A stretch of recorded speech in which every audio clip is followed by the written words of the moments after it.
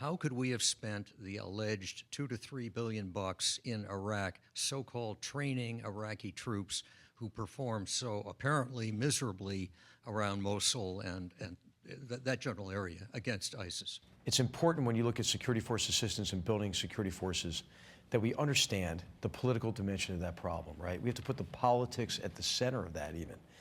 Oftentimes what we'll do is we'll look at building security forces as a program. Hey, we need to build their capacity. We need to organize, train, and equip them. But what we really need to do is to make sure that they're under proper leadership, and their leadership is representative to the degree that they are legitimate in the eyes of their population, and that they have the degree of motivation and so forth to be able to accomplish the missions they'll be asked to accomplish. So I think in both Afghanistan and in Iraq, we didn't pay enough attention to the political dynamic. For example, in Afghanistan, and we're trying to overcome all of this now in Afghanistan, but in Afghanistan, if you think about the way the military campaign was waged, it was waged really mainly through proxy forces, through militias, Mujahideen-era militias mainly, and we empowered them with money, with intelligence advisors, and with special forces.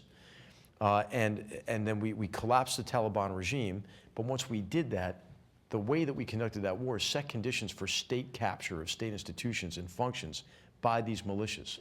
The militias really morphed into criminalized patronage networks that were motivated by a desire to consolidate power in advance of a post-US Afghanistan.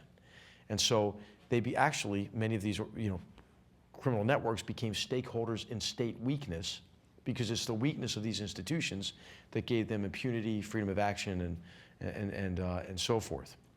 And so it's critical to put the politics at the center. What happened in Iraq is that the security forces were increasingly captured by Shia Islamist militias, some of them associated with Iran. These institutions were not, we look at them, we mirror image sometimes. Hey, they're an army, they must be like a neutral state institution, right? But of course they're not. It's a battleground for influence and control of those instruments of power are very important, right, to these groups. So in Iraq, if you think about what happened shortly after we left, the military left in Iraq, Prime Minister al-Maliki took a number of actions, placing the vice president under arrest, I mean, all sorts of things.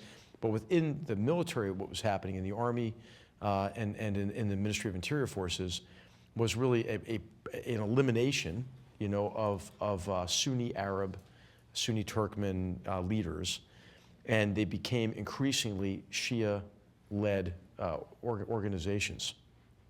When that happened, of course, the Sunni Arab population says, well, they don't represent me. They're not going to protect me. Who's going to protect me?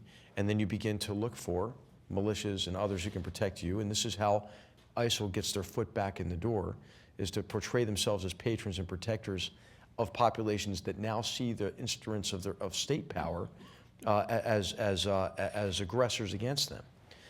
And of course, once ISIL controls territory, then what they can do is they can intimidate and coerce people such that you can't recruit out of those areas anymore. If your son joins the army, I'm going to kill your whole family. And so this is the same thing that happened between 2004 and 2006 in Iraq. What's happened with ISIL again. Now we reversed that through the surge, but it wasn't just the surge.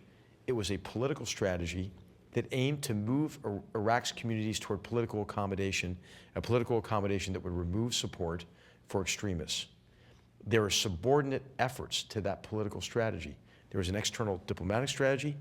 There was a strategy to develop security forces to get rid of the most malign and sectarian actors, within those institutions, to make those institutions more representative, to reprofessionalize them. There were other elements of this, but of course, none of these efforts were irreversible, as we've seen. And if you look at ISIL's campaign, it was the campaign for al-Qaeda in Iraq campaign from 2004 to 2006 on fast forward. And so it's critical. I think what you learn is you have to put the politics at the center. There's a great security force development, security sector reform expert named Andrew Rathmell, who's written about this extensively, putting politics at the center of these efforts. And I think we have to recognize that these are contested spaces, right? You can't just run and we've learned this in other places too, right? I mean, we were developing Malian armed forces, as a bulwark against al-Qaeda in the Islamic Maghreb. And we know large numbers of them defected and fought for the Tuaregs and al-Qaeda in the Islamic Maghreb. We've had problems, this is what political scientists call principal agent, right? Problems. And we've seen it in Yemen, we've seen it in, working with certain partners in certain areas as well. So I think what you need strong political leadership that's representative and determined. You want a positive example? I think you look at the Philippines, you look at Colombia as a great example, right? What was the prognosis for Colombia, in the late 90s? Look what happens under strong leadership with U.S. support. I think Korea is a positive example, okay? It didn't look good in 1953, though, right? You had a country that was ravaged by decades of war. You had a country with no infrastructure, with an illiterate population, and a corrupt government. It didn't look good. But with sustained commitment over time, development of civil society groups, development of political reforms, U.S. commitment over time, you have success.